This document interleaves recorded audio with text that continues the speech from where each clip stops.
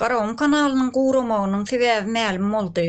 Zähmet yerleşiginden gün dogry 50 kilometr bolan ýerde araky doňokçulukdan soň kanalyň buwlarynyň erimegi netijesinde kanal joşup 500 metr geňlikde ýol açyp çöle dogry akşyny üýtgedipdir. Netijede zähmetden gün batara dogry kanalda suwuň ýoklugy emele geldi.